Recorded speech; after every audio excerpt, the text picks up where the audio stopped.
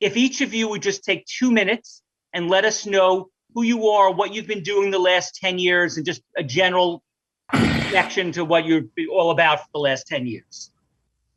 And you could go in any order, whoever wants to speak first, just speak out. So for the alphabetically challenged person on my life, I'll speak out. Yeah, go for it, kid. So 10 years ago, that was when I dipped out of my nuclear cardiology role and ended up chief of cardiology at Wayne State, where I could actually put Joel Kahn on the faculty. Thank you, sir. He was amazing preventive guy. What I basically did there at Wayne State and then going back to Rush University is inner city healthcare and specifically inner city cardiology. I talk about it incessantly that African Americans have the highest cardiovascular rate of mortality. And it has to do a lot with all of the social justice things you've been hearing, but it also has to do with diet and lifestyle. And these are the things that you may not be able to fix institutional racism and get the health literacy up all of a sudden and give everybody, college degrees when the educational system has been underfunded for generations. But you can fix the diet, and you can do that today if we all work hard enough. And so why do I, keep focusing on my Caucasian and wealthy population in Chicago as well, is because they're the ones who are paying for it. That is, not everybody understands that when an African American gets a stroke or heart failure or renal failure, goes on dialysis, and they automatically qualify for Medicare, and it's $86,751 per year. It's not the African American community that's paying for that. And so we all have to look at the issues that we have as a country, and it's our patriotic duty to improve our lifestyles collectively, and specifically those of us who are at the more difficult end. I think that's my 2 minutes. I have to yield to the floor. Any order. Why don't you speak out when you're ready?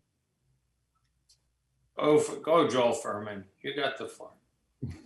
Hi, everybody. I became a family doctor with a specific intent to be taking care of people with nutritional methods. I'm very grateful for the last 30 years, having cared for tens of thousands of people with serious medical conditions, including thousands with advanced heart disease. And even though I'm not seeing patients at such a high rate anymore, I've spent a lot of time researching and writing most of the last 10 years. Still, my greatest personal satisfaction and pleasure comes from working with very sick people one-on-one and bringing them back to good health again.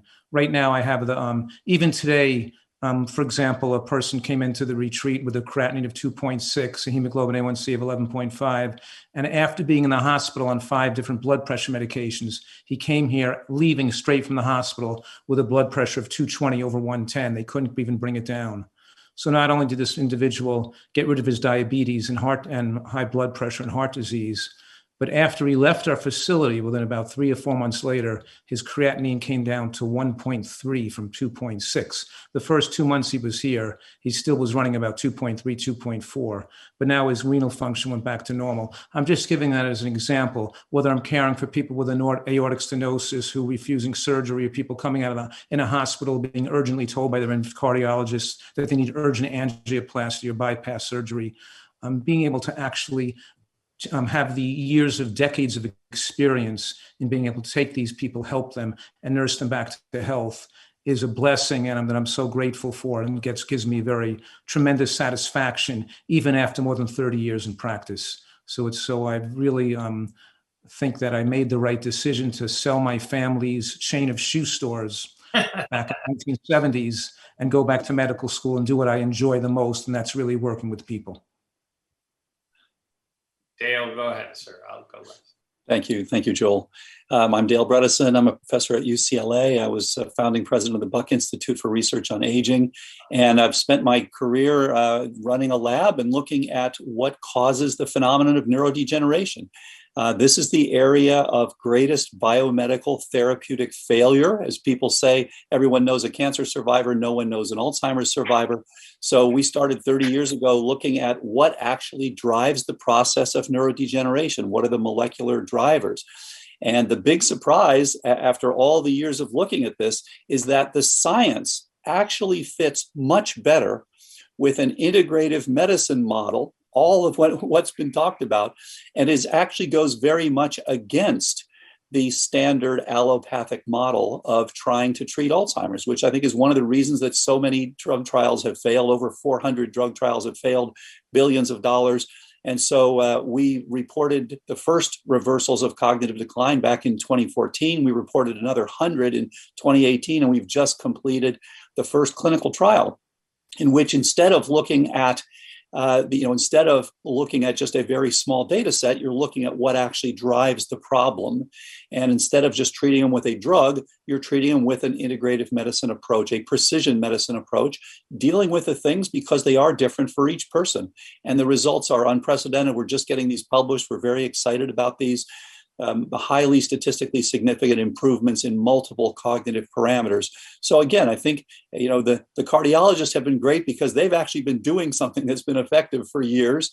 We have not in the neurological community. We've not been able to do anything about these degenerative diseases. And I'm really excited about the possibility of taking these same principles and now applying them to others of these diseases. ALS, frontotemporal dementia, Lewy body dementia, just go right down the list. So I think this is a very, very exciting era in medicine, and especially in areas where there just hasn't been much in the past. Thank you. I'll just say, Kim Williams, now that I can really see you close, you look so sexy without a beard. For an N95 well, this is COVID. I mean, It's COVID. seriously, come back to Detroit, I'll set you up. Well, I honestly had not seen my chin since I was 15, but being frontline in the ICU, the N95 won't work with a mask, so I had to shave. And since half my patients now actually do mouth taping for better sleep, it doesn't work anyways. It's kind of an odd little, what's called the weird habit of better sleep. Take your mouth shut at night and you stop snoring and breathe through your nose, and you make nitric oxide in your nasal passageways. I don't know if you guys probably are aware of that, but it's very interesting. I'm in my 31st year of cardiology practice, but I'm in my 44th year of being a fully plant-based human. Age 18, I'm about to turn 62. I was a stentaholic, a stent addict. I had the pleasure of training with Bert Pitt at the University of Michigan. Academic people will know him, and Jim Willerson, who recently passed away in Texas, and then Jeff Hartzler, a world pioneer in interventional cardiology. But after 30 years of placing balloons and stents and all the other years being plant-based, I kind of threw the stent away and grabbed the sprouts and grabbed the broccoli, and have been a fully plant-forward but integrative cardiology clinic for about 6 years now in suburban Detroit. And it's just like we're all saying, whether you're dealing with kidney disease, as Joel Fuhrman, one of the legends, is talking about, or Dale Bredesen, the brain, or Kim Williams, really, just absolutely leading the academic charge in cardiology and bringing awareness to lifestyle.